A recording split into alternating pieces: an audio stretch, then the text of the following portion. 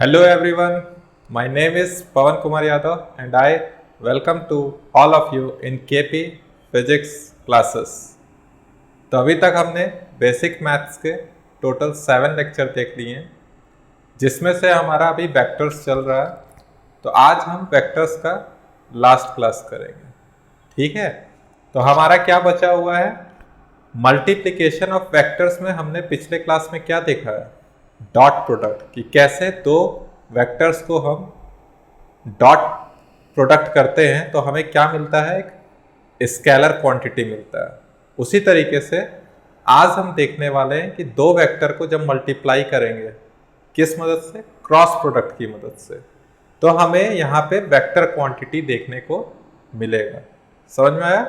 Multiplication of two vectors दो तरीके से, एक डॉट प्रोडक्ट है और एक क्या है, क्रॉस प्रोडक्ट। तो डॉट प्रोडक्ट के लिए हमारा पिछला लेक्चर हो चुका है ऑलरेडी। आज हम देखेंगे क्रॉस प्रोडक्ट। तो चलिए देखते हैं क्रॉस प्रोडक्ट क्या है। Cross product of two vectors, cross product of two vectors यहाँ देख रहे हैं, क्रॉस प्रोडक्ट, ठीक है। तो हम लिख रहे हैं यहाँ पे कि अगर हम दो वेक्टर्स को क्रॉस प्रोडक्ट कर रहे हैं तो हमें कैसा क्वांटिटी मिलेगा, यहाँ पे वेक्टर क्वांटिटी। यहाँ पे जो भी चीज हमें मिलने वाला है वो क्या मिलने वाला है, वेक्टर क्वांटिटी। क्या है देखते हैं। जैसे कि एक आपका ए वेक्टर है और दूसरा आपका क्या है, बी वेक्टर है। इनके बीच में एंगल जो है वो क्या है, थीटा। तो यहाँ पे जो लिखने का तरीका है, जैसे कि वहाँ पे ए डॉट बी लिखे थे, यहाँ लिखेंगे ए वेक्टर क्रॉस बी वेक्टर। और हम बोल चुके हैं कि जब क्रॉस प्रोडक्ट करेंगे तो फाइनली हमको किस तरह का क्वांटिटी देखने को मिल रहा है, वेक्टर क्वांटिटी। और कोई चीज़ वेक्टर है तो उसमें दो चीज़ देखने को मिलेगा, एक मैग्नीट्यूड और दूसरा डायरेक्शन। तो जो मैग्नीट्यूड होगा ये इसी का मैग्नीट्यूड कुछ आएगा, देखेंगे क्या आएगा, ए वेक्टर क्रॉस बी वेक्टर, ठीक। और साथ ही साथ एक डायरेक्शन भी देखने को मिलेगा, ठीक। तो देखते हैं क्या डायरेक्शन होगा। अभी हम यहाँ पे लिख दे रहे हैं एन कैप, अभी हम यहाँ पे लिख दे रहे हैं एन कैप। समझते हैं, जैसे सबसे पहले हम मैग्नीट्यूड की बात कर रहे हैं, तो मैग्नीट्यूड जैसे आपने डॉट प्रोडक्ट के केस में देखा था तो क्या आया था, ए बी कॉस थीटा। यहाँ पे जो मैग्नीट्यूड देखने को मिलेगा वो होगा ए बी साइन थीटा, ठीक है। और जो एन कैप है, एन कैप क्या है, N cap gives the direction of A vector cross B vector. और वो एन कैप है किधर, तो एन कैप एक यूनिट वेक्टर है। तो एक वेक्टर क्रॉस बी वेक्टर को हम क्या बोल रहे हैं, ध्यान से देखिएगा, ये आपका ए वेक्टर है और ये क्या है, बी वेक्टर है। तो जो जिस प्लेन में रखा हुआ है ए वेक्टर और बी वेक्टर, उसके परपेंडिकुलर में ये वेक्टर आएगा, ठीक है। जैसे मान लीजिए ये ए वेक्टर है, ये बी वेक्टर है, तो ये एक प्लेन है, तो इसके परपेंडिकुलर कौन आएगा, ये जो पेन आपको दिख रहा है, बाहर की तरफ हो सकता है या तो अंदर की तरफ हो सकता है। तो इस लाइन के अलोंग ही आपको ये वेक्टर देखने के लिए मिलेगा। तो उस लाइन का जो डायरेक्शन है उसको हमने किस फॉर्म में लिख दिया, एन कैप, ठीक है। ध्यान से देखिएगा, डायरेक्शन देख कैसे रहे, अंदर की तरफ जाएगा कि बाहर की तरफ आएगा। तो डायरेक्शन के लिए हमको क्या करना है कि हमको अपने फिंगर्स को क्या करना है, स्ट्रेच करना है। और स्ट्रेच कैसे करना है, देखिए जैसे ये आपका ए वेक्टर है, ए वेक्टर की तरफ कर रहे हैं, ठीक है। और कर्ल करना है फिंगर को किधर, बी वेक्टर की तरफ।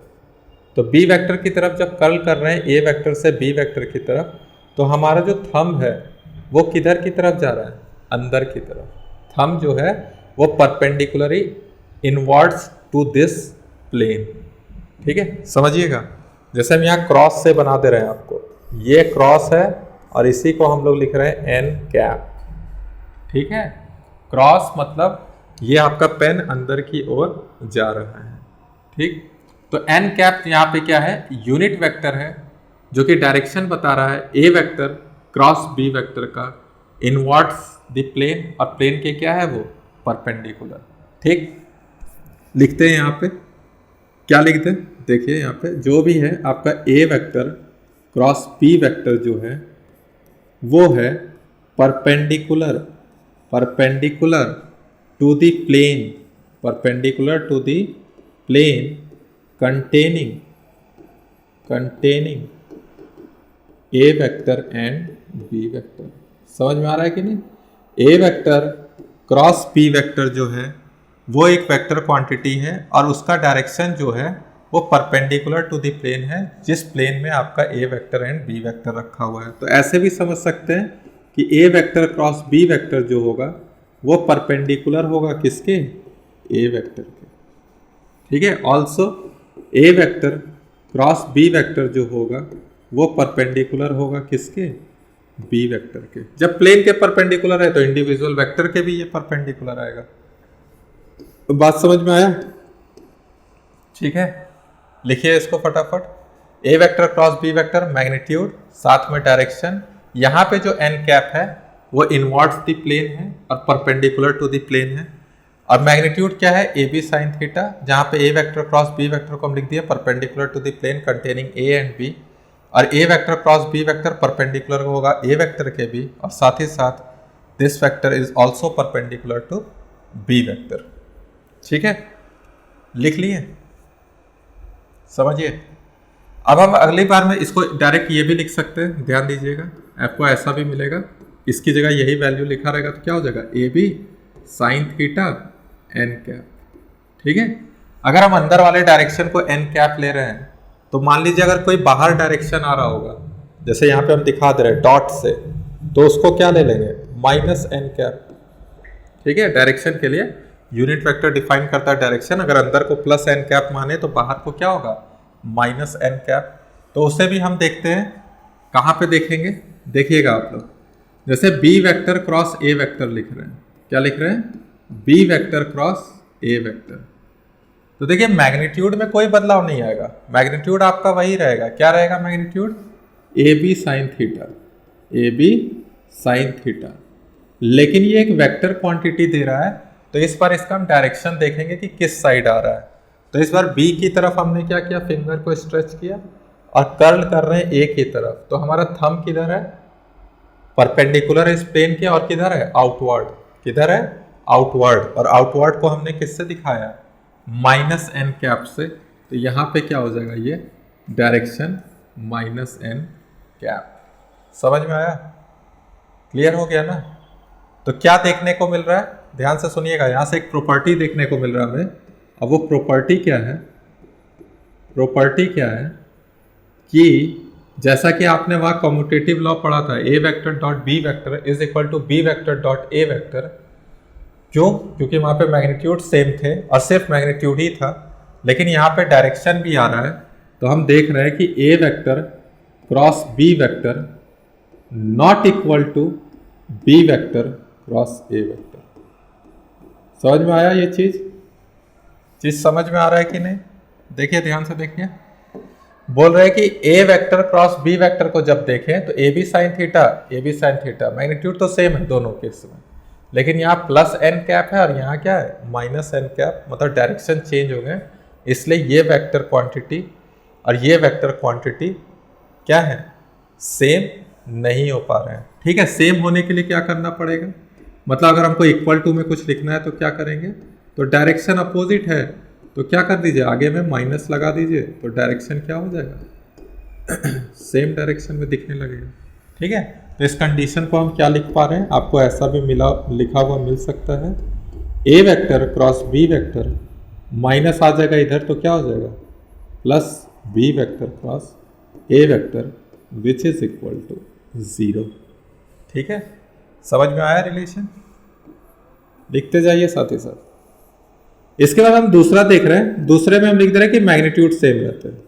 ए vector cross B vector is equal to magnitude of B vector cross A vector, ये सेम रहेगा। बट अगर वेक्टर की बात करेंगे तो वेक्टर सेम नहीं रहेंगे। लिखिए इसको पूरा।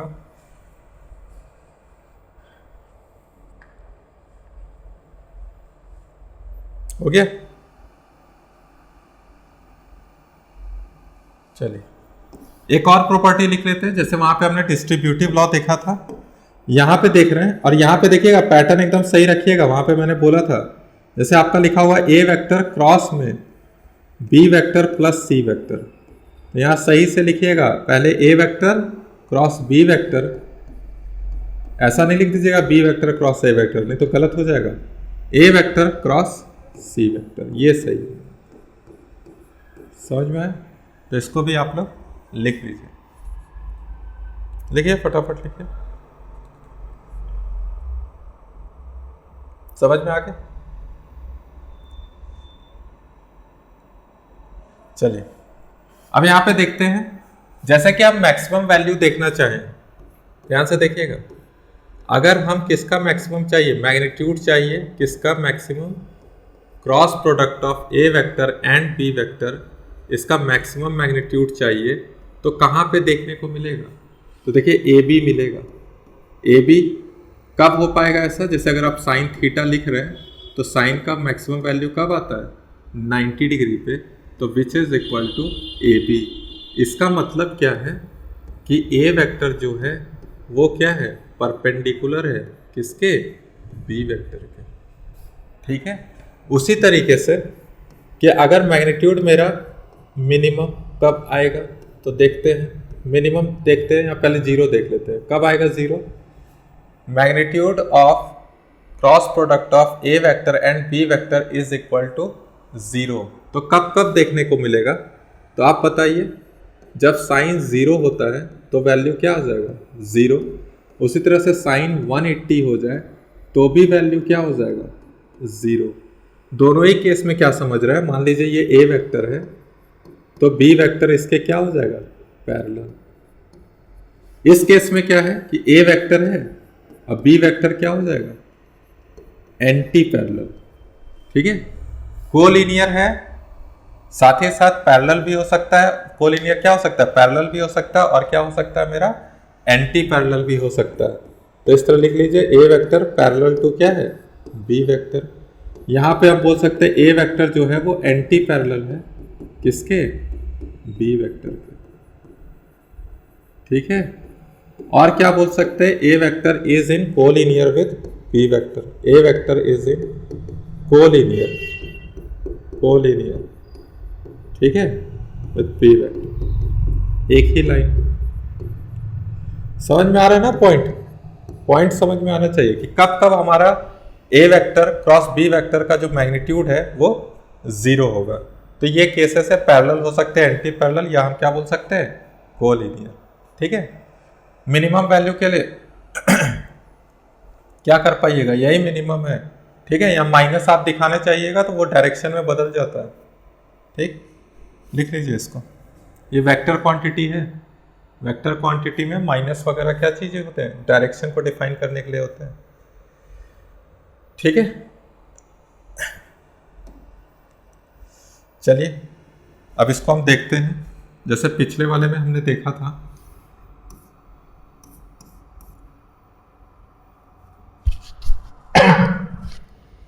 पिछले वाले में हमने क्या देखा था कि जैसे ए वेक्टर डॉट ए वेक्टर देखा था, यहां पे हम देख रहे हैं A vector cross A vector.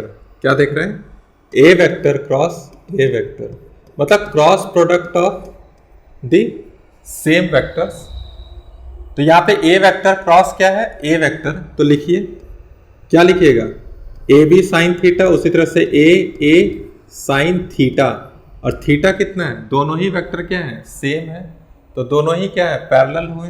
अब पैरेलल हुए तो क्या हो जाएंगे? Angle 0 degree. इसका मतलब क्या है कि ये जो वैल्यू आने वाला है वो क्या आएगा? 0। तो ए वेक्टर क्रॉस ए वेक्टर का वैल्यू क्या हो जाएगा? 0।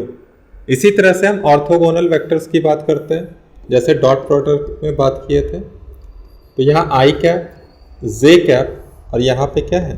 के कैप। तो ऑर्थोगोनल का मतलब क्या है कि आई कैप जो है वो परपेंडिकुलर है जे कैप के, जे कैप के कैप के, एंड के कैप आई कैप के। ठीक, अब जैसे ही वहां पे हम देखे थे आई डॉट आई का वैल्यू 1, वैसे ही यहां पे जब देखेंगे, देखिए आई कैप क्रॉस आई कैप, क्या लिखिएगा बताइए? तो सबसे पहले मैग्नीट्यूड ऑफ आई, फिर मैग्नीट्यूड ऑफ आई, और फिर क्या कीजिएगा? Sign of 0 degree. डायरेक्शन क्या है? एन कैप लिख दीजिए, कोई फर्क पड़ेगा नहीं, ओवरऑल क्या हो जाएगा वो वैल्यू? 0, तो 1 होगा 1 होगा, इसका वैल्यू क्या हो जाएगा 0। उसी तरह से आप जे कैप क्रॉस जे कैप भी निकालिए तो क्या आ जाएगा 0, और के कैप क्रॉस के कैप भी क्या आ जाएगा 0। ठीक है, तो मेरा यहाँ पे क्या देखने को मिल रहा है, I cap cross I cap is equal to J cap cross J cap is equal to K cap cross K cap is equal to 0। Important है, जब हम मल्टीप्लाई करेंगे तब देखेंगे, जैसे डॉट प्रोडक्ट में देखा था वैसे यहाँ पे भी सब देखेंगे। अब देखते हैं आई कैप डॉट जे कैप। ठीक है, एक फॉर्मूला लिख रहे हैं, बाकी में डायरेक्शन देखेंगे डायरेक्ट। क्यों? क्योंकि अभी देख रहे हैं क्या हो रहा है। आई कैप का मैग्नीट्यूड जे कैप का मैग्नीट्यूड, इनके बीच का एंगल कितना है 90 डिग्री, तो साइन ऑफ 90 डिग्री। अब डायरेक्शन क्या होगा वो हम देखते हैं, अपना जो क्या बोले थे उसको बोलते हैं राइट हैंड थंब रूल। तो आप क्या कर रहे हैं, अपने फिंगर को स्ट्रेच करेंगे जो पहले वाले वेक्टर्स हैं। पहला कौन सा है आई कैप, तो आई कैप में स्ट्रेच किए, और किधर कर्ल करना है फिंगर को जे कैप की तरफ, तो जे कैप की तरफ कीजिए। तो आपका थंब किधर आ रहा है बाहर की तरफ, और आपको बाहर की तरफ कौन सा वेक्टर देखने को मिल रहा है के कैप, तो डायरेक्शन है मेरा के कैप, तो यहाँ पे क्या लिख दिए के कैप। अब देखिए वैल्यू आई कैप का वैल्यू 1, जे कैप का भी मैग्नीट्यूड का वैल्यू 1, और साइन 90 डिग्री का भी वैल्यू क्या होता है 1। तो I cap cross J cap is equal to क्या हो जाएगा के कैप। ठीक है, I cap cross J cap is equal to क्या हो जाएगा के कैप। उसी तरीके से J cap cross K cap, तो देखिए अब क्या होगा, यहां तो वैल्यू 1 आएगा, हमको सिर्फ डायरेक्शन देखना है। तो ये जे है और इधर के है, ऐसे है जे और के, तो किधर जा रहा है आई कैप की तरफ, तो क्या हो जाएगा आई कैप। उसी तरह से जब के क्रॉस आई को देखिएगा, के क्रॉस आई, तो देखिए के आपका इधर है और आई की तरफ कर रहे हैं, तो थंब किधर जा रहा है जे कैप की तरफ। ठीक है, समझ में आया। अभी हमने प्रॉपर्टी पढ़ा था कि A vector cross B vector is not equal to B vector cross A vector, और अगर इक्वल टू करना था तो आगे क्या लगा रहे थे माइनस। उसी तरीके से जब हम आई क्रॉस जे को जे क्रॉस आई लिखेंगे तो क्या सेम मिलेगा के कैप, नहीं, आगे क्या लगाना पड़ेगा माइनस के कैप। अब देखिएगा फिंगर स्ट्रेच करके और कर्ल कीजिएगा तो आपको माइनस के कैप का डायरेक्शन मिलेगा। एक हम करके दिखा रहे हैं, जैसे जे कैप स्टार्टिंग में, फिर आई कैप चल रहा है, तो मेरा थंब किधर जा रहा है इनवर्ड्स, तो इनवर्ड कौन सा एक्सेस है माइनस जेड, जिसको हम लोग किससे देखते हैं माइनस के से। उसी तरीके से जब यहां देखेंगे तो क्या है के कैप क्रॉस जे कैप, तो इसका वैल्यू क्या आ जाएगा माइनस ऑफ आई कैप। फिर यहां पे क्या है, यहां पे आ जाएगा मेरा I cap cross K cap which is equal to minus of J cap. समझ में आया? ठीक है, अब देखिए इसका एक शॉर्टकट बता दे रहे हैं, उससे याद रख लीजिएगा कि कैसे निकालना है हमें। जैसे ये आपका आई कैप इधर लिख लीजिए, और ऐसे जे कैप, और यहाँ पे क्या है के कैप। तो देखिएगा आई से जे चल रहा है, डायरेक्शन को देखिए, डायरेक्शन ऐसे रखे हुए हैं, हम क्लॉकवाइज लिए हैं, आपको कहीं एंटी क्लॉकवाइज भी मिल सकता है। आई से जे की तरफ चल रहे हैं, आई से जे की तरफ, तो क्या देखने को मिल रहा है के, तो के लिख दीजिए। लेकिन जब उल्टा चल रहा है, हम जो डायरेक्शन बनाए उसके उल्टा चल रहे हैं, जे से आई की तरफ, तो क्या मिलेगा माइनस के। ठीक है, आगे आ जाइए, जे से के तो क्या मिलेगा आई, तो जे से के आई, फिर के से आई तो क्या मिलेगा जे। समझ में आ गया? तो अगर हमने डायरेक्शन क्लॉकवाइज में लिया है तो क्लॉकवाइज वाले टर्म में आई जे के लिखिए, उसके हिसाब से पॉजिटिव आंसर आ जाएंगे। और अगर आप इसको क्लॉकवाइज मेजर कीजिएगा तो आपका वैल्यू किस में आएगा माइनस में, तो इसको लिख लीजिए।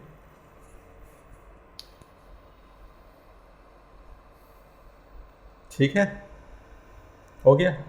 चलिए अब हम देखते हैं, जैसे ए वेक्टर डॉट बी वेक्टर हमने निकाला था, ए वेक्टर जैसे a1 आई कैप प्लस a2 जे कैप प्लस a3 के कैप, उसी तरह बी वेक्टर भी आपका दिया हुआ था। तो वहां पे हमने क्या किया था कि आई कैप और आई कैप के कंपोनेंट को एक साथ मल्टीप्लाई किया, जे कैप के साथ और के कैप के साथ, और तीनों को क्या कर दिया था जोड़ दिया था, तो हमें एक मैग्नीट्यूड वैल्यू निकल के आ गया था।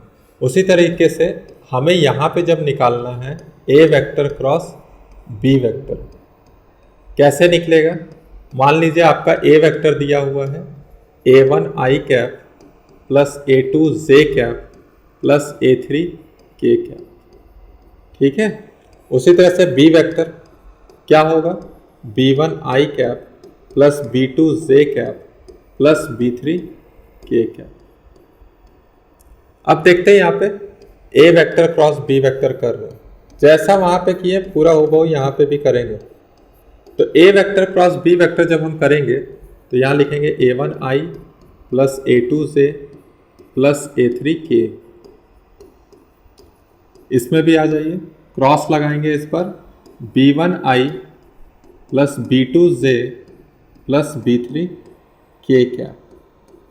अब जैसे वहां पे किए थे वैसे यहाँ पे भी कीजिए। एक बार हम A1 आई को सबके साथ मल्टीप्लाई कर दे रहे हैं बी वाले से, तो लिख दे रहे हैं A1 B1 I cap cross I cap, फिर A1 B2 आई कैप क्रॉस जे कैप, फिर प्लस A1 B3 आई कैप क्रॉस के कैप। समझ रहे हैं?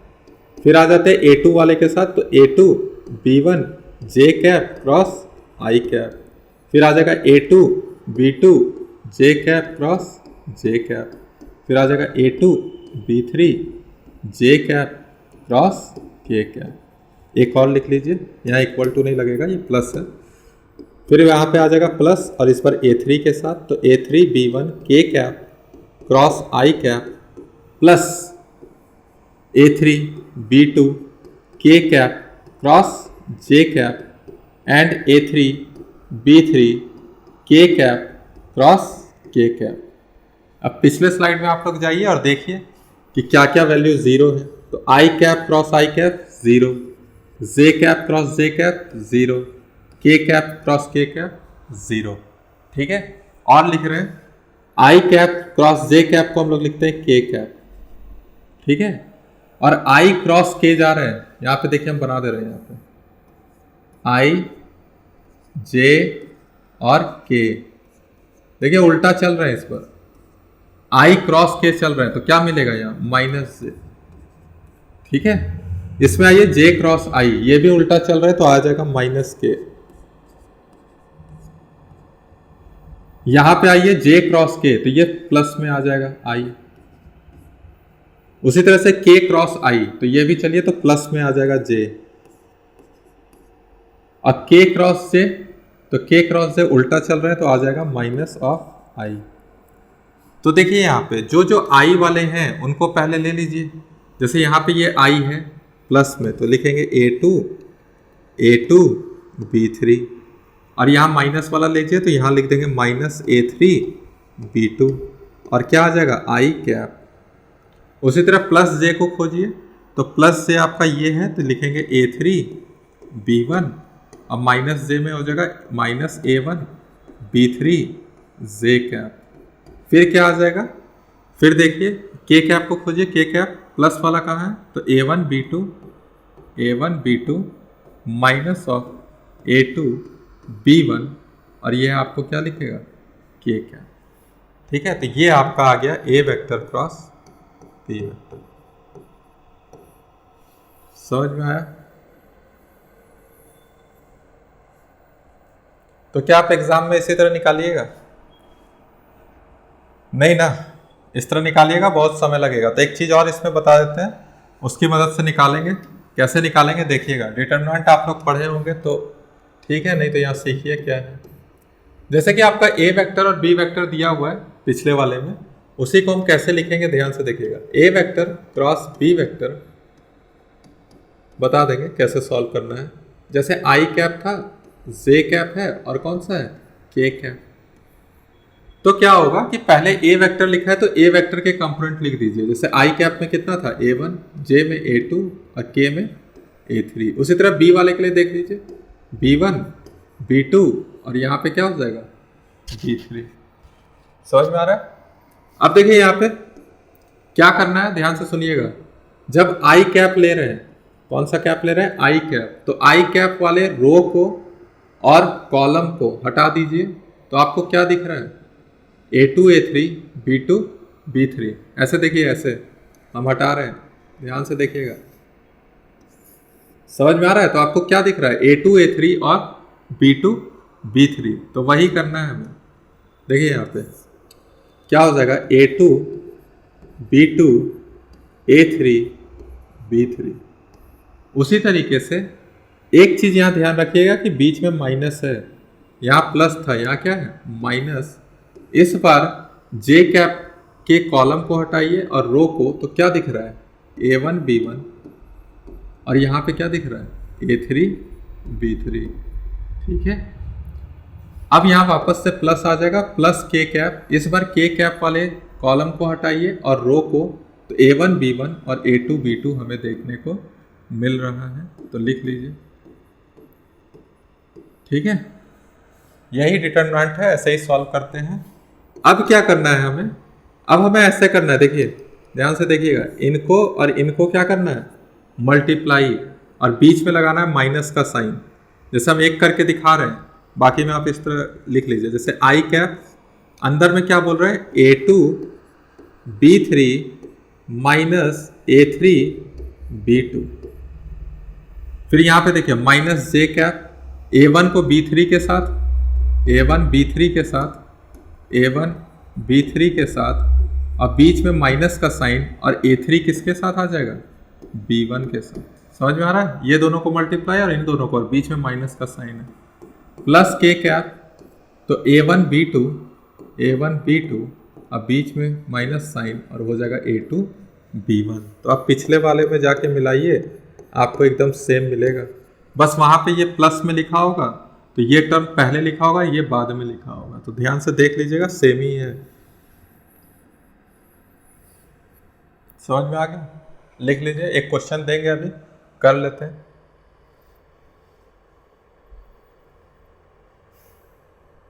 ठीक है,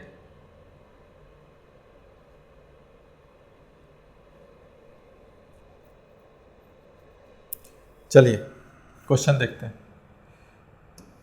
क्वेश्चन क्या है, क्वेश्चन क्या है, क्वेश्चन है जैसे मान लीजिए आपका ए वेक्टर दे दिया है 2i cap plus 3k cap, ठीक है, और बी वेक्टर आपका दे दिया है i cap minus of J cap. तो कैसे निकालेंगे, तो देखते हैं, A vector cross B vector का मदद लेते हैं, और यहाँ पे हम लिखेंगे, मतलब यही निकालना है, A vector cross B vector ही निकालना है, तो यही निकालने के लिए कंडीशन गिवन है। तो क्या करेंगे, आई कैप जे कैप, और यहाँ पे क्या हो जाएगा के कैप। तो आई कैप कितना दिया हुआ है बोलिए 2, जे कैप कितना दिया हुआ है, जे दिया है क्या पहला ए वेक्टर में, देखिए जे नहीं है यहाँ पे, तो क्या हो जाएगा 0, और के लिए क्या हो जाएगा 3। ठीक है, बी में आइए, तो यहाँ 1 है, जे में क्या है -1 है, और यहाँ के नहीं है, तो के का क्या हो जाएगा 0, मतलब जिस भी कंपोनेंट का वैल्यू नहीं दिया हुआ है उसको यहाँ पे 0 लिख लीजिए। बाकी फॉर्मूला लगा रहे हैं, तो बताइए यहाँ पे आई वाले को हटाइए, तो क्या दिखेगा 0 -1 3 और 0, बीच में लगाएंगे माइनस साइन, फिर जे कैप, और यहाँ पे आ जाएगा 2 1, और यहाँ आ जाएगा 3 0, फिर आ जाएगा प्लस के कैप, और यहाँ आ जाएगा मेरा कितना 2 1 0 -1। ठीक है, ये जब आप एक बार प्रैक्टिस कर लीजिएगा तो उतना लिखने का भी जरूरत नहीं है। अब देखिए यहाँ से आई कैप 0 से 0 0 हो जाएगा, यहाँ माइनस, और अंदर में क्या आ रहा है -3, ध्यान से देखिएगा, यहाँ माइनस जे कैप 2 0 0, और यहाँ -3, यहाँ प्लस के कैप, और यहाँ -2, और ये -0। अब देखिए माइनस माइनस क्या हो जाएगा +3, तो 3 आई कैप, ये माइनस और ये भी माइनस क्या हो जाएगा प्लस, तो 3 जे कैप, और ये -2 और ये प्लस है, तो ये आ जाएगा -2 के कैप। तो ये है मेरा ए वेक्टर क्रॉस बी वेक्टर। समझ में आ रहा है? ठीक है, ये मेरा वेक्टर के टर्म में निकल गया। अगर मैग्नीट्यूड पूछता तो क्या करते बताइए, तो हम लिखते हैं magnitude of A vector cross B vector. तो इसका वैल्यू निकाल चुके हैं ना, इसका वैल्यू निकाल चुके हैं 3 आई कैप प्लस 3 जे कैप -2 के कैप। तो क्या करेंगे, रूट अंडर आई कैप का स्क्वायर, मतलब आई कैप के कंपोनेंट का स्क्वायर, फिर जे कैप के कंपोनेंट का स्क्वायर, फिर के कैप। तो के कैप का कंपोनेंट है -2, ध्यान से ये गलती मत क्या करिए, यहाँ आप लोग माइनस लिख देते हैं, यहाँ नहीं लिखना है इस प्लस की जगह, वो -2 का स्क्वायर है, वो बाद में प्लस ही हो जाएगा। तो 9 + 9 + 4 तो कितना हो जा रहा है 22। ठीक है, 22 यूनिट्स, √22 यूनिट्स। क्लियर हो गया, समझ में आ गया? लिख लीजिए इसको।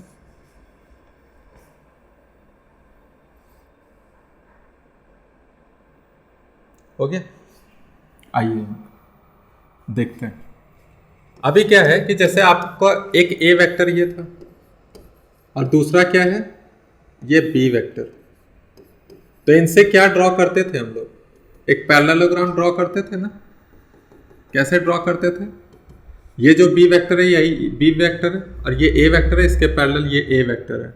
तो अभी हम पूछे कि इसका एरिया कितना होगा, इसका एरिया कितना होगा? इस एरिया ऑफ पैरेललोग्राम को पूछ रहे हैं कि एरिया ऑफ पैरेललोग्राम कितना होगा, एरिया ऑफ पैरेललोग्राम कितना होगा?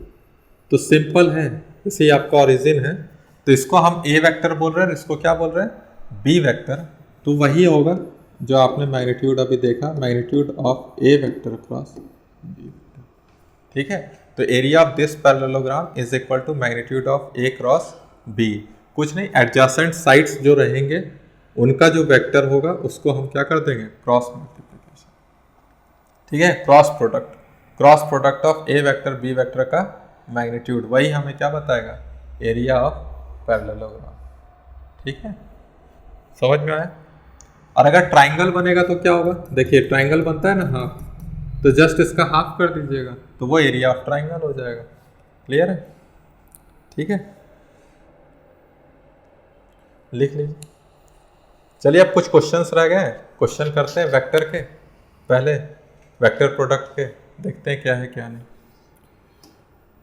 तो हमारा सबसे पहला क्वेश्चन देखिए क्या लिखा हुआ है, क्वेश्चन पढ़िए ढंग से। क्वेश्चन लिखा हुआ है कि दो वेक्टर हैं, इंक्लाइन कर रहे हैं at an angle theta, find a unit vector which is perpendicular to both A vector and B vector. तो दो वेक्टर हैं, जैसे कि ये आपका ए वेक्टर है, दूसरा आपका क्या है ये बी वेक्टर है, ये इनके बीच का एंगल क्या है थीटा है। तो हमें यूनिट वेक्टर पूछ रहा है जो कि दोनों पे परपेंडिकुलर हो, ए वेक्टर एंड बी वेक्टर पे। तो अभी देखिए आपने ये पढ़ा ना ए वेक्टर क्रॉस बी वेक्टर, पढ़े कि नहीं पढ़े? अब इसका इधर क्या होता है मैग्नीट्यूड, जो कि क्या होता है magnitude of A cross B होता है कि नहीं, और साथ में यार डायरेक्शन होता है ना। तो डायरेक्शन कौन बताता है? यूनिट वेक्टर ही तो बताता है। तो ये जो एन कैप था यही क्या था यूनिट वेक्टर, और किसका यूनिट वेक्टर था इसका। तो यहां से एन कैप आप डायरेक्ट निकाल पाइएगा, A vector cross B vector, और डिवाइड में क्या है magnitude of A vector cross B vector. समझ में आया? अगर कभी यूनिट वेक्टर निकालने बोले cross product of two vectors का, तो सिंपल है, फॉर्मूले से ही आप देख लीजिए, ए वेक्टर क्रॉस बी वेक्टर का डिवाइड में उसी का मैग्नीट्यूड हो जाएगा। बाकी तो कुछ है नहीं, सिंपल क्वेश्चन है ये। ठीक है, यही हमारा क्या है यूनिट वेक्टर है। बाकी इसकी जगह आप ए बी साइन थीटा लिख सकते हैं, थीटा एंगल है तो। चलिए नेक्स्ट क्वेश्चन देखते हैं। नेक्स्ट क्वेश्चन में क्या लिखा हुआ है देखिए, यहाँ सॉल्व करना पड़ेगा। क्वेश्चन में लिखा है पी वेक्टर दिया है, क्यू वेक्टर दिया है, तो unit vector in the direction of P vector cross Q vector, तो क्या होगा यूनिट वेक्टर? खुद सोचिए, सॉल्यूशन कर रहे हैं अभी किए हैं पिछले वाले स्लाइड में। तो अगर हमको इसका यूनिट वेक्टर लिखना है तो क्या लिखेंगे P vector cross Q vector, और डिवाइड में क्या आ जाएगा magnitude of P vector cross Q vector. समझ में आ रहा है? तो सबसे पहले हमें क्या निकालना होगा पी क्रॉस क्यू। तो कैसे निकालेंगे? तो जो बताए हैं शॉर्ट में, यहाँ आई कैप, यहाँ जे कैप, और यहाँ क्या हो जाएगा के कैप। वैल्यू पुट कीजिए 3√3, और यहाँ पे क्या आ जाएगा 2, फिर यहाँ आ जाएगा 4, यहाँ √3, और यहाँ आ जाएगा 2.5। सही है, देख लीजिए 3√3 2, 4√3 और 2.5। तो ऐसा कीजिए, इसको मल्टीप्लाई कर दीजिए। तो हम यहाँ देख रहे हैं आई कैप, अभी एक दो बार लिख रहे हैं हम, यहाँ √3, यहाँ भी √3, यहाँ 2, यहाँ 2.5। समझिए अपने से, यहाँ माइनस लगाएंगे तो 3, 4 और 2 3 4 2 और 2.5, फिर आ जाएगा प्लस के कैप, और क्या देखने को मिलेगा बताइए, 3 4 और √3। ठीक है, चलिए यहाँ पे देखते हैं। चलिए क्या लिखेंगे, देखिए फटाफट मल्टीप्लाई कर रहे हैं। यहाँ 2.5 √3 है और यहाँ 2 √3 है, माइनस कीजिएगा तो कितना √3 दिखेगा, 0.5 √3 आई कैप, डायरेक्ट माइनस कर दिए। ये √3 कॉमन आता रहा तो 2.5 माइनस 2 तो 0.5 √3, इसको मल्टीप्लाई कीजिए तो 7.5 और इधर 8 है तो कितना बचेगा, माइनस बचेगा, माइनस 0.5 तो माइनस माइनस क्या हो जाएगा, प्लस 0.5 ऑफ जे कैप। यहाँ भी देखिए 3 √3 माइनस 4 √3, तो एक ही √3 बचेगा जो कि माइनस में आएगा, तो हम यहाँ पे लिख दे रहे हैं माइनस √3 के कैप। तो ये हमारा आया P vector cross Q vector. ठीक है, अभी हम क्या कर रहे हैं कि जो 0.5 वाला पार्ट है उसको बढ़िया से लिखते हैं, देखते हैं क्या दिखेगा हमें। एक बार लिख रहे हैं, ध्यान से देखिएगा, P vector cross Q vector, इसको 1/2 लिख रहे हैं, √3/2 ऑफ आई कैप।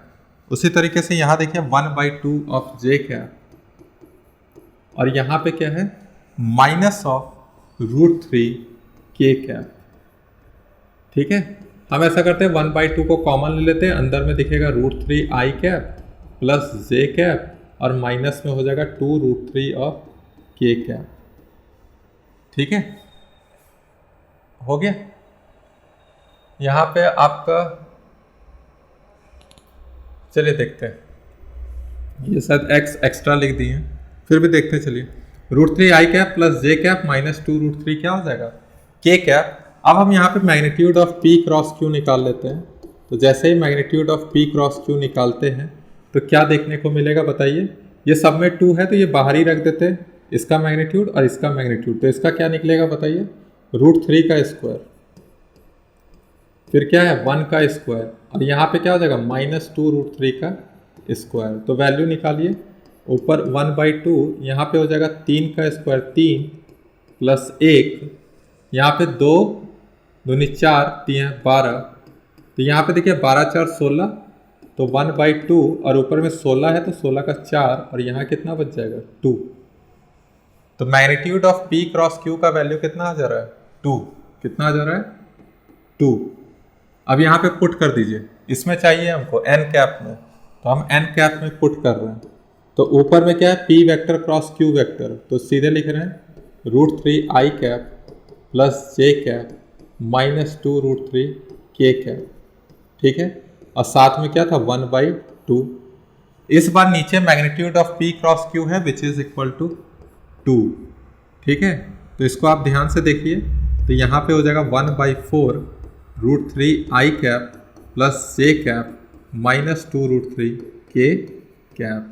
तो हमारा जो ये एक्स्ट्रा x लिखा हुआ है यहाँ पे, ये नहीं होना था। ठीक है, अब सही है, देखिए मैच कर रहा है, √3 आई कैप जे कैप और माइनस 2 √3 के कैप, और डिवाइड में क्या है 1/x। इसका मतलब x का वैल्यू कितना निकल के आया, 4। x का वैल्यू कितना निकल के आया, 4। ठीक है, लिख लीजिए इसको, अच्छा क्वेश्चन है ये। हो गया, चलिए अब आते हैं, इस बार क्या लिखा हुआ है कि ए वेक्टर और बी वेक्टर है जिनका रिलेशन है ए वेक्टर मतलब डॉट वेक्टर का जो मैग्नीट्यूड है और वेक्टर प्रोडक्ट का मैग्नीट्यूड है वो दोनों ही क्या है, सेम है। तो हमें वैल्यू बताना है magnitude of A vector minus B vector का। तो पहले तो ये कंडीशन हम लिखते हैं, कंडीशन क्या दिया हुआ है, A vector dot B vector is equal to magnitude of A vector cross B vector. तो मैग्नीट्यूड खाली पूछा है, तो इसका मैग्नीट्यूड क्या होता है, ए बी कॉस थीटा, और इसका मैग्नीट्यूड क्या होता है, A B sine theta. A B क्या हो जाएगा, कैंसल, तो यहाँ कॉस थीटा इधर साइन थीटा है तो इसको टेन थीटा लिख दे एक तरफ ले जाके, कॉस थीटा इधर ले आइए, विच इज इक्वल टू 1। इसका मतलब थीटा का वैल्यू कितना आ रहा है, 45 डिग्री। थीटा का वैल्यू कितना आ रहा है, 45 डिग्री। तो यहाँ पे अब देखते हैं magnitude of A vector minus B vector का, तो फॉर्मूला हमें मालूम होना चाहिए A square plus B square. अब देखिए यहाँ माइनस है तो यहाँ भी माइनस आ गए, बाकी 2ab कॉस ऑफ थीटा कितना दिया हुआ है 45 डिग्री, तो लिख लीजिए 45 डिग्री। बाकी हम आंसर करते हैं ए स्क्वायर प्लस बी स्क्वायर, और ये 1/√2 है तो यहाँ बचेगा √2, तो √2ab। तो कोई ऑप्शन है क्या? तो मेरा कौन सा है? √2ab। ठीक है, लग रहा ऑप्शन भी उल्टा लिखा गया, ऑप्शन सही कर लीजिएगा आप लोग। ठीक है, ये ऑप्शन सही कर लीजिएगा, ऑप्शंस गलत लिखा गया। एक्चुअल में यहाँ √2 होगा और यहाँ क्या हो जाएगा ab, यहाँ भी क्या हो जाएगा ये √2 और यहाँ क्या हो जाएगा ab। तो ऑप्शन कौन सा मैच करेगा मेरा? B number. ए भी रूट में नहीं आ सकता। ठीक है, वो गलत हो गया था। ठीक है, मैच कर लीजिएगा, आया हुआ है जेईई मेन में क्वेश्चन आया हुआ है, चेक कर लीजिएगा। चलिए अगला क्वेश्चन क्या लिखा हुआ है? A vector cross B vector is equal to B vector cross A vector. तो हमें एंगल बताना है किनके किनके बीच में, ए और बी के बीच में। तो कैसे बताएंगे? देखिए सबसे पहले तो हमने बोला था कि A vector cross B vector, A vector cross B vector, कभी भी B vector cross A vector के होगा क्या बराबर? कभी हो सकता है क्या? अगर मतलब कहीं तो हो रहा होगा, तो कहीं हो रहा होगा, देखेंगे कहाँ हो रहा है। लेकिन ऐसे हमने क्या पढ़ा था, नहीं हो सकता है। लेकिन बोल रहा है कि हो रहा है, तो कब होगा बताइए? कब हो सकता है? जब दोनों का मैग्नीट्यूड कितना आ जाए? 0। मैग्नीट्यूड क्या आ जाए? 0। और किस केस में 0 आ सकता है बताइए? तो थीटा को देखिए, यहाँ पे ऑप्शन हम देखते हैं, थीटा का ऑप्शन देखते हैं। तो थीटा का ऑप्शन क्या देखने को मिलेगा? जैसे पाई रखिए तो साइन पाई आपको मालूम है ना, साइन पाई का वैल्यू कितना होता है? 0। पाई होता है 180 डिग्री, तो साइन 180 डिग्री का वैल्यू 0। तो आप इसमें भी लिखिएगा ए बी साइन पाई, इसमें भी लिखिएगा ए बी साइन पाई। तो इसी केस में ये चीज़ पॉसिबल है। तो मेरा आंसर क्या हो जाएगा? A number. ठीक है, angle between A and B will be pi, then A cross B is equal to B cross A. ठीक है, चलिए देखते हैं नेक्स्ट क्वेश्चन। अब शायद हमारा वेक्टर प्रोडक्ट का कंप्लीट हो चुका होगा। अच्छा, एक क्वेश्चन और है, चलिए देख लेते हैं। लिखा है for 3 vectors A vector B vector and C vector, और साथ में दिया हुआ है कि A vector dot of B cross C which is equal to 0। तो हमें x का वैल्यू पूछ रहा है, तो हम कैसे निकालेंगे x का वैल्यू? तो देखते हैं यहाँ पे, जैसे हम कर रहे हैं b क्रॉस c, पहले निकाल ले रहे हैं b क्रॉस c। तो b क्रॉस c निकालने के लिए i कैप, j कैप और क्या है k कैप, ये सॉल्यूशन है मेरा, ध्यान दीजिएगा। तो पहले हम b क्रॉस c निकाल रहे हैं क्योंकि हमें यहाँ रिक्वायरमेंट है इसका। तो b को देखिए क्या है, -1 4 और यहाँ क्या है 3, इसमें क्या है -8 -1 और क्या है 3। तो एक बार और वापस से लिख रहे हैं i कैप, तो 4 -1 3 बीच में माइनस j कैप, और यहाँ क्या है -1 -8 और यहाँ 3 है और यहाँ क्या है 3, फिर आ जाएगा प्लस ऑफ k कैप, और k कैप में क्या है -1 -8 4 है और यहाँ क्या है -1। तो इसको सॉल्व कीजिए, 4 3 12 और 3 कितना हो जाएगा 15 i कैप, सॉल्व कीजिएगा। फिर यहाँ पे -3 और प्लस 24, 8 3 24 वो प्लस में हो जाएगा, और यहाँ पे -3 है, इसका मतलब क्या हो जाएगा +21 होगा, तो हो जाएगा -21 j कैप। ठीक है, 8 3 24 24 में 3 21। यहाँ पे देखिए ये हो जाएगा 32 प्लस में, 8 4 32 प्लस में, अब माइनस नहीं होगा, प्लस ही रहेगा, 33 रह जाएगा ये। तो 33 ऑफ k कैप, देख लीजिए ये 1 है, यहाँ प्लस में आ जाएगा, तो 33 k कैप इतना हो गया। ये मेरा आ गया b vector cross c vector. और इस बार मेरा पूछा है डॉट प्रोडक्ट, जो कि वैल्यू कितना बोल रहा है 0, जो कि वैल्यू कितना बोल रहा है 0। तो एक बार लिख लेते हैं, a वेक्टर कितना दिया हुआ है -x of i cap, -6 of j cap, -2 of k cap, और डॉट में 15 I cap minus 21 J cap plus 33 K cap which is equal to 0। तो मल्टीप्लाई कीजिए, माइनस एक्स को आप किसके साथ मल्टीप्लाई कीजिएगा, 15 के साथ, तो हो जाएगा माइनस 15x। उसके बाद माइनस 6 को मल्टीप्लाई कीजिएगा 21 के साथ, माइनस 21 के साथ, तो माइनस माइनस प्लस हो जाएगा और ये हो जाएगा 126। उसी के बाद फिर माइनस 2 है और यहाँ 33 है, तो यहाँ हो जाएगा माइनस 66 और ये हो जाएगा इक्वल टू 0। तो एक बार हम अभी लिख देते हैं, ऐसा करते हैं 15x को उधर ले जाते हैं और यहाँ पे क्या मिलेगा 60, कितना मिलेगा 60, और ये कितने बार में कैंसिल हो जा रहा है 4 बार में, तो x का वैल्यू कितना आ गया 4। एक बार आप लोग कैलकुलेशन वगैरह चेक कर लीजिएगा, प्रोसेस यही रहेगा, ठीक है, सारे क्वेश्चन से प्रोसेस सेम है, कैलकुलेशन एक बार आप जरूर ही चेक कर लीजिएगा। तो x का वैल्यू कितना आया हमारा 4, ठीक है। तो हमारे वेक्टर प्रोडक्ट के जितने भी क्वेश्चंस थे वो हमने यहाँ पे देख लिए हैं। अब हमारे कुछ क्वेश्चंस रह गए थे, जैसे रिजल्टेंट के कुछ क्वेश्चन रह गए थे या और भी कुछ क्वेश्चन हैं जो अच्छे हैं जिन्हें हमें करना चाहिए। तो चलिए देखते हैं आगे, वही सारे क्वेश्चंस हम करेंगे, ठीक है।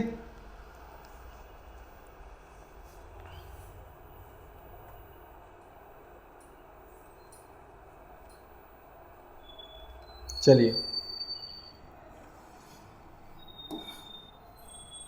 यहाँ पे क्या लिखा हुआ है, टोटल 7 क्वेश्चंस हैं, कर लेते हैं, उसके बाद हमारा वेक्टर मेरी तरफ से कंप्लीट हो जाएगा, बाकी आप क्वेश्चन लगाते रहिए।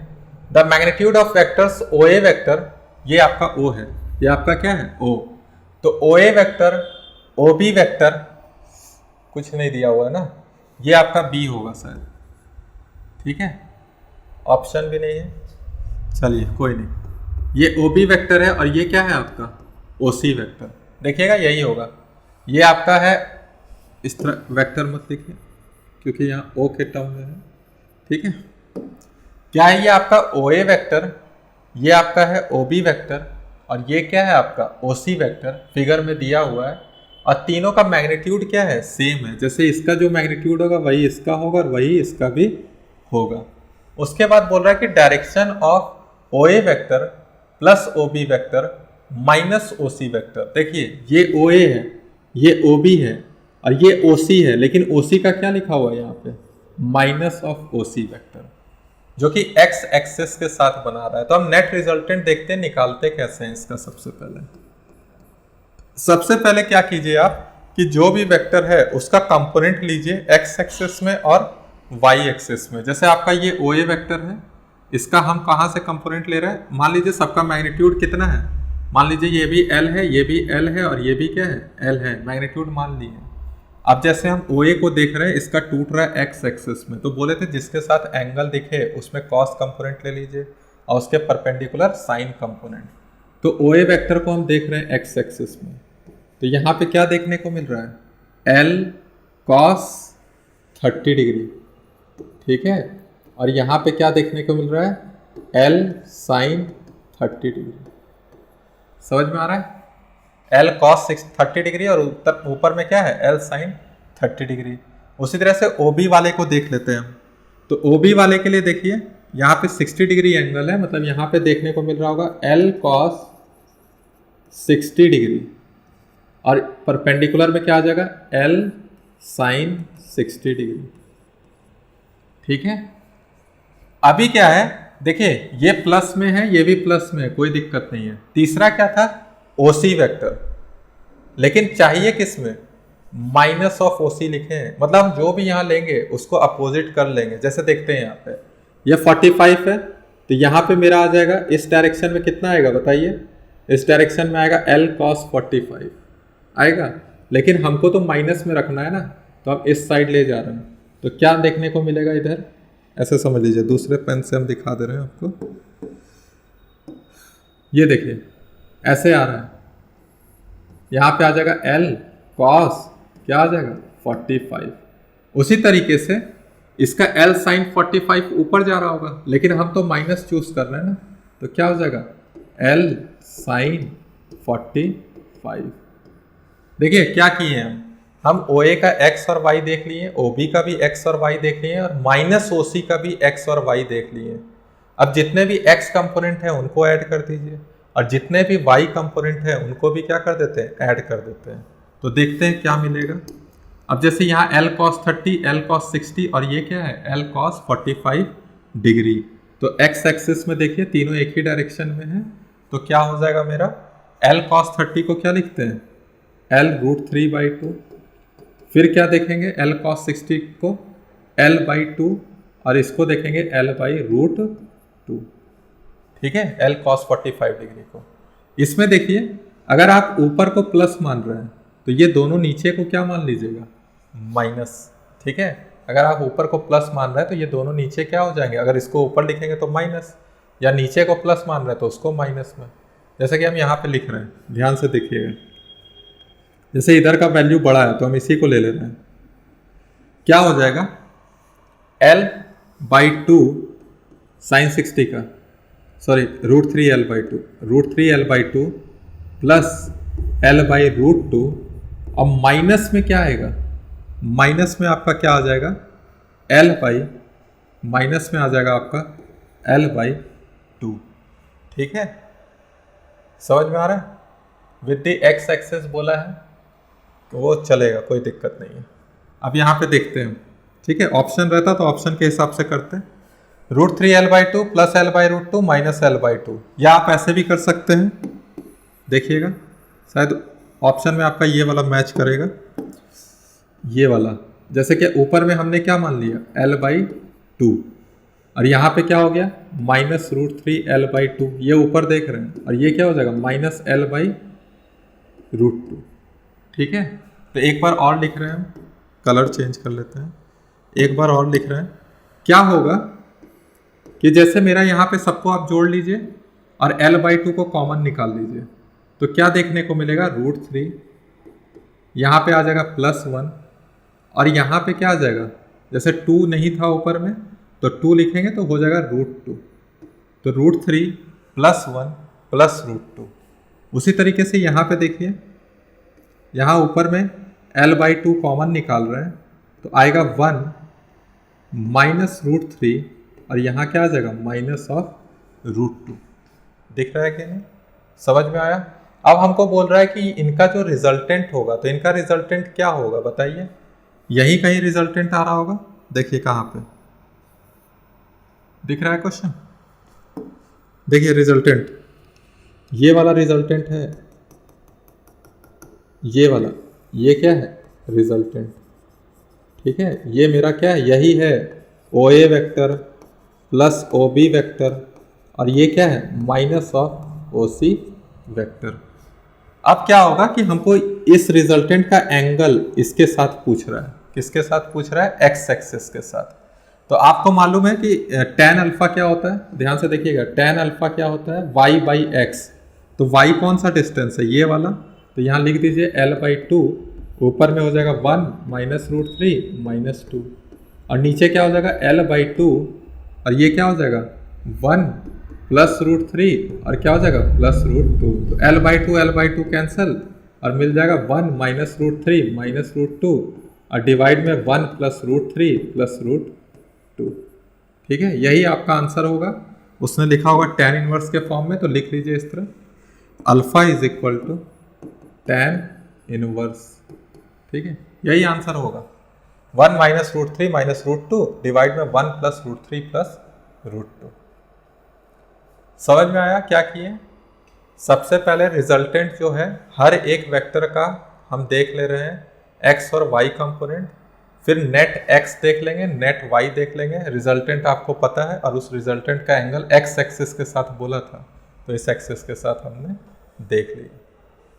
ठीक है, कर लीजिए, यही गलती करिएगा आप लोग। ठीक है, माइनस OC लिखा हुआ है तो ध्यान से कीजिएगा क्वेश्चन को। हो गया, चलिए नेक्स्ट क्वेश्चन। नेक्स्ट क्वेश्चन क्या है, angle between A vector and A vector minus B vector. तो कौन है A vector minus B vector, तो देखिए ये ए वेक्टर है और इधर आया माइनस बी वेक्टर, तो ये क्या है, A vector minus B vector. ठीक है, अब एक कॉन्सेप्ट देखते हैं जो आप पढ़ चुके हैं ऑलरेडी। जैसे आपका ये ए वेक्टर है ठीक है। और इधर आपका बी वेक्टर था कि नहीं? तो हमने क्या किया था, एक रिजल्टेंट ऐसे करके निकाला था। फॉर्मूला याद होगा, तुरंत हो जाएगा ये क्वेश्चन। ये ही आपका रिजल्टेंट था ना, ए वेक्टर प्लस बी वेक्टर का, जिसका एंगल अल्फा बन रहा था, यहाँ पे बन रहा था कि नहीं? तो tan अल्फा याद है, ऐसे कुछ आया था, ये थीटा था, तो ये भी बी है, तो ये क्या था, B cos theta, B cos theta, B sine theta, क्या था यहाँ पे, बी साइन थीटा, ठीक है। और ये क्या था आपका ए, और ये था आपका बी कॉस थीटा। तो tan अल्फा का याद कीजिए, tan अल्फा, ये वाला ट्राइंगल देख रहे हैं बड़ा वाला, तो ऊपर में क्या है, बी साइन थीटा, और नीचे क्या है, A plus B cos theta. Formula याद था आपको ये वाला? नहीं याद है तो अभी देख लीजिए। tan अल्फा जो होगा B sine theta by A plus B cos theta. Theta जहां पे क्या है, angle between A vector and B vector, ठीक है। तब मेरा जो रिजल्टेंट आएगा वो A vector plus B vector. और इस A vector plus B vector का एंगल किसके साथ देख रहे हैं, ए वेक्टर के साथ, ठीक है, with respect to A vector, तो ये निकल रहा है। उसी तरीके से देखिए यहाँ पे भी लिखा हुआ है, इस बार जो रिजल्टेंट है वो सब्ट्रैक्शन वाला है, और यहाँ पे ए वेक्टर के साथ ही बना रहा है, मतलब फॉर्मूला तो सब यही सेम रहने वाला है, कोई भी चेंज नहीं होने वाला है। थीटा यहाँ कितना है बस वो हमें देखना है कि ए वेक्टर और माइनस बी वेक्टर के बीच का एंगल कितना है। तो जैसे ये आपका ए वेक्टर है, इसको हम आगे एक्सटेंड करते हैं, तो ये आपका ए वेक्टर है और इधर क्या है, बी वेक्टर है, तो मेरा ये जो एंगल होगा यही थीटा होगा, तो ये 120 है, तो ये भी कितना हो जाएगा, 120 डिग्री। और यही बीटा जो है यही फॉर्मूले में लगेगा, देखिए लिख रहे हैं tan ऑफ बीटा। क्या बी चेंज हुआ है क्या, बी का मैग्नीट्यूड जो था वही रहेगा, साइन अब क्या आ जाएगा 120 डिग्री। उसी तरह से ए का मैग्नीट्यूड सेम ही है ना, प्लस बी कॉस 120 डिग्री। ध्यान से साइन 120 डिग्री निकालने सिखाए हैं बेसिक ट्रिग्नोमेट्रिक में।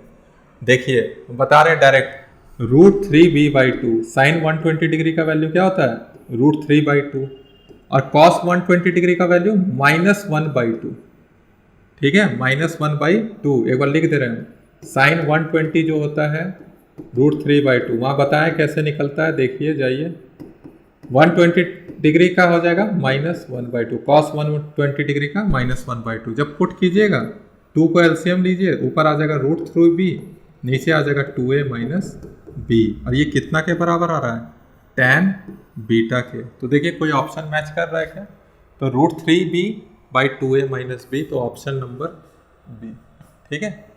सिंपल है, यहाँ पे यहाँ ए वेक्टर और A vector minus B vector के बीच में पूछा था, तो हमको एंगल किस में चेक करना है, ए वेक्टर और माइनस बी वेक्टर में, तो जो कि हमको देखने को मिला 120 डिग्री, तो हमने थीटा की जगह क्या पुट कर दिया, 120 डिग्री, ठीक है,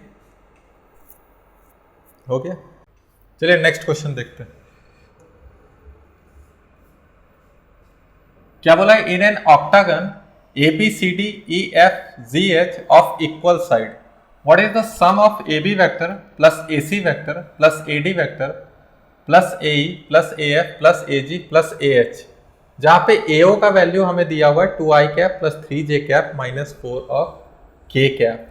मतलब देखिए सम किसका बोल रहा है, इस AB, फिर क्या है AC, AD, AE, AF, AG और AH। तो इस तरह के क्वेश्चन को कैसे सॉल्व करना है हम देखते हैं, ध्यान से सुनिएगा। जैसे कि ए बी वेक्टर को लिखना है तो हमें किसके टर्म में लाना पड़ेगा, AO वेक्टर के टर्म में। तो देखिए ए बी कैसे लिख सकते हैं, जैसे आपको देखिए ए बी लिख रहे हैं, ए बी तो AO हो जाएगा, और साथ में हमको क्या चाहिए, OB वेक्टर, समझ रहे हैं। देखिए ए बी वेक्टर को हम क्या लिख रहे हैं, ए बी वेक्टर को लिख रहे हैं कि दो वेक्टर से मिलके बना है, जो कि है AO वेक्टर, अब प्लस में क्या आ जाएगा, OB वेक्टर। उसी तरह से AC को देखिए, AC को, AC में भी हमको AO चाहिए, और साथ में हमको क्या मिल रहा है, OC, क्या मिल रहा है, OC वेक्टर। उसी तरह से AD वेक्टर में आइए, तो यहाँ पे भी हमको क्या मिल रहा है, AO वेक्टर प्लस क्या चाहिए होगा, OD वेक्टर। देखिए AO प्लस OD। उसी तरह से AE वेक्टर के लिए ए ई वेक्टर के लिए ध्यान से सुनिएगा, यहाँ पे ये सीधा लाइन आ जा रहा है, मतलब एओ यहाँ पे भी है और यहाँ पे भी क्या आ जाएगा एओ, क्योंकि रेगुलर हेक्सागोन है तो अंदर में सब साइड्स क्या है ऑक्टागोन है, तो अंदर में सारे साइड्स क्या है इक्वल है, सेंटर से कोई भी कॉर्नर पॉइंट का दूरी क्या है इक्वल है, तो यहाँ एओ वेक्टर जो होगा वो ओ ई वेक्टर के ही बराबर होगा, तो यहाँ 2 टाइम्स ऑफ एओ वेक्टर लिख सकते हैं।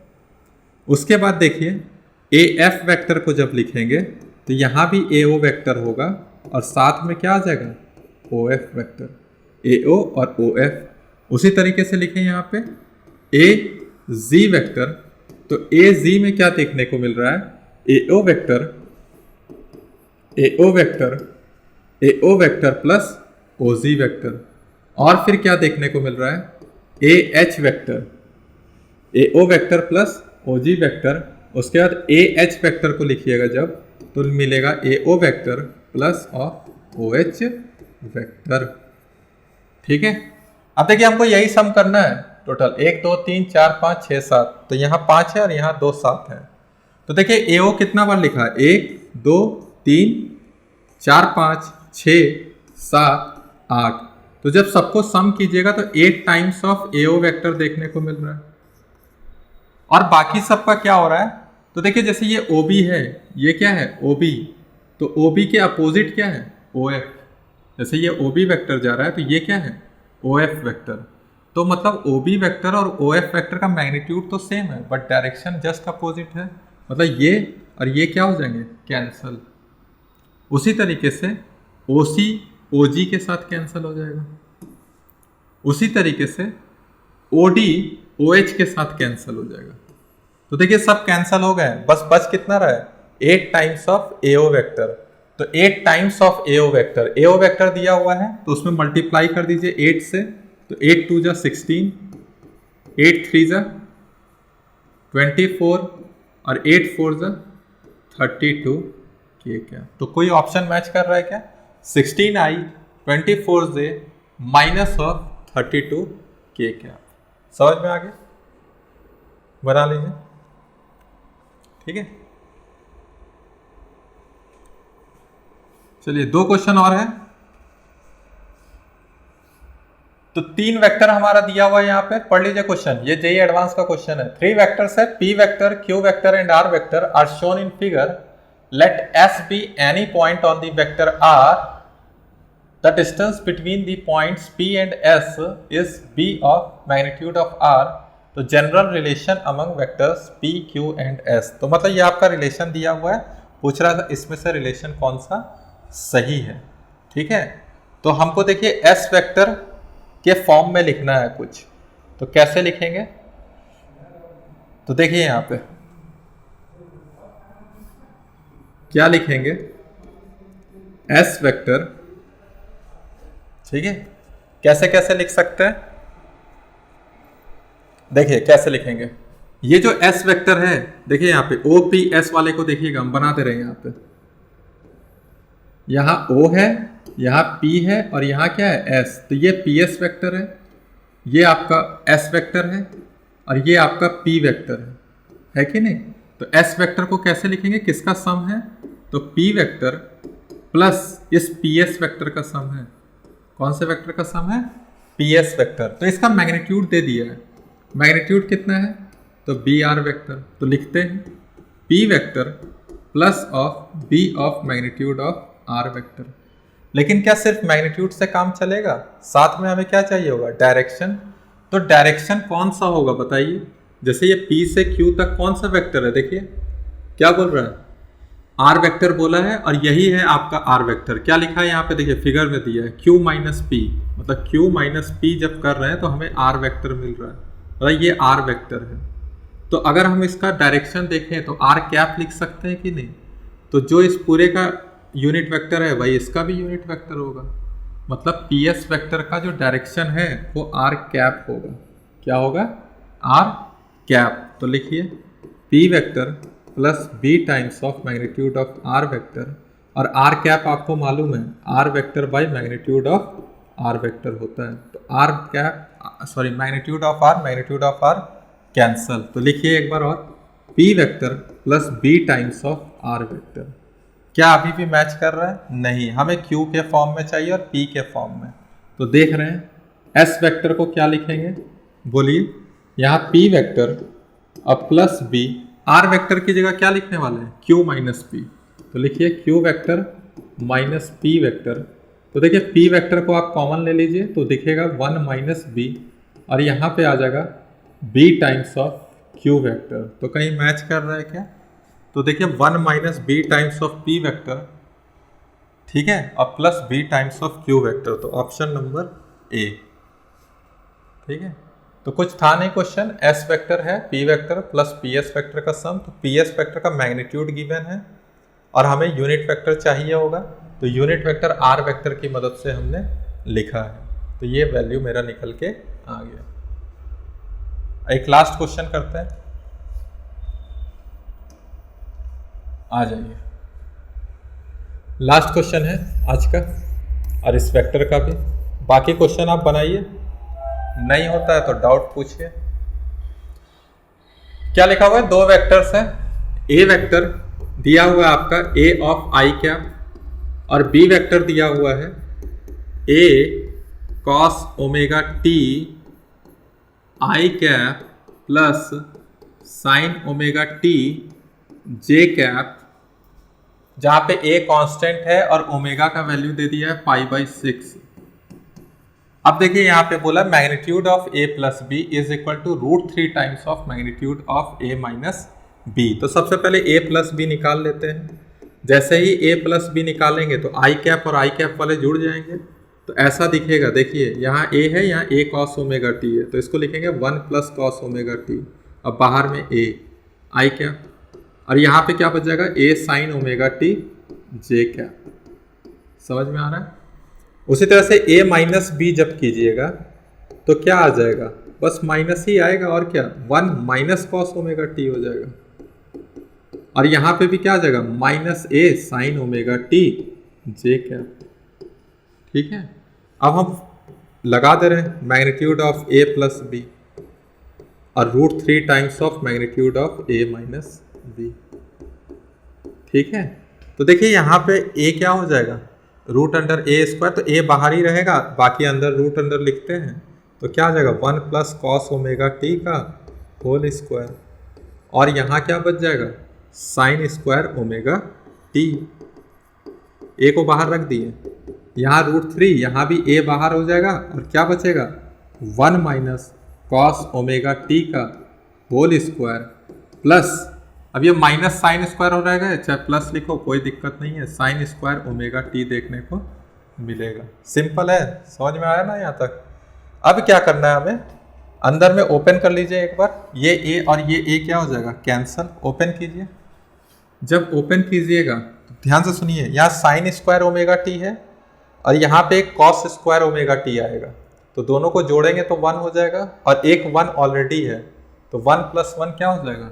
2, और इसमें एक टर्म बच गया 2 कॉस ओमेगा टी, तो उसको भी लिखिए 2 कॉस ओमेगा टी।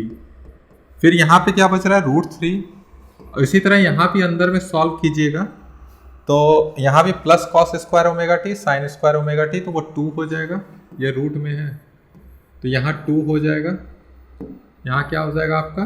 2 हो जाएगा 2। ठीक है, उसके बाद क्या हो जाएगा? बढ़िया से लिख लीजिए इसको। फिर क्या हो जाएगा? √2, और क्या आएगा मेरा? Minus of 2 cos omega T. अब क्या कीजिए? दोनों तरफ स्क्वायर कर दीजिए। जैसे ही स्क्वायर कीजिएगा तो यहाँ मिलेगा 2 प्लस 2 कॉस ओमेगा टी, यहाँ पे हो जाएगा 3 times of 2 minus 2 cos omega T. ठीक है, अब क्या कीजिए? जैसे 3 2 6 है, और ये 2 उधर जाएगा तो इधर 4 बचेगा, और ये -6 है, इधर आ जाएगा तो 8 हो जाएगा, 8 कॉस ओमेगा टी। ठीक है, अब देखिए ये कितने बार में जा रहा है? 2 बार में। इसका मतलब कॉस ओमेगा टी का जो वैल्यू है वो आ रहा है 1/2, 1/2। अब क्वेश्चन बोल रहे हैं कि ये जो मैग्नीट्यूड है, जो भी रिलेशन है, वो t इज इक्वल टू टॉ, जो कि पहले ही पे मिल जा रहा है, मतलब फर्स्ट एंगल पे ही हम इसको देख लेंगे। इसका मतलब ओमेगा टी जो होगा कॉस π/3 का वैल्यू कितना होता है 1/2, π/3 मतलब 60 डिग्री, cos 60 डिग्री का वैल्यू कितना होता है हाफ। तो ओमेगा टी को हम लिखेंगे π/3, ठीक है। अब बताइए ओमेगा कितना दिया हुआ है, ओमेगा दिया है π/6, तो π/6 into T is equal to π/3, तो पाई कैंसिल और ये 2 बार कैंसिल, तो टी का वैल्यू जो आ रहा है वो आ रहा है 2, तो यहाँ पे कितना आ जाएगा 2 सेकेंड, तो टी का वैल्यू कितना आया था 2, तो हमने वहाँ पे क्या लिख दिया 2 सेकेंड। तो ये भी आपका जेईई एडवांस का ही क्वेश्चन था, ठीक है।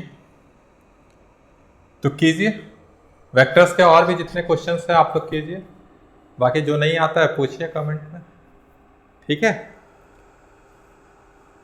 तो वेक्टर्स हमारा यहीं पे कंप्लीट होता है।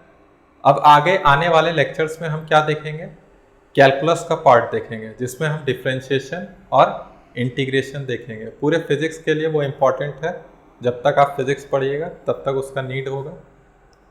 और बाकी आप लोग जो भी अभी तक नहीं पढ़ पाए हैं, जैसे बेसिक ट्रिग्नोमेट्री हो गया और हमारा वेक्टर्स का पार्ट हो गया, जिन्होंने भी अभी तक नहीं पढ़ा इसे, पहले इसे क्लियर कर लीजिए, उसके बाद आप डिफरेंशिएशन और इंटीग्रेशन में आइए। तो चलिए मिलते हैं कल।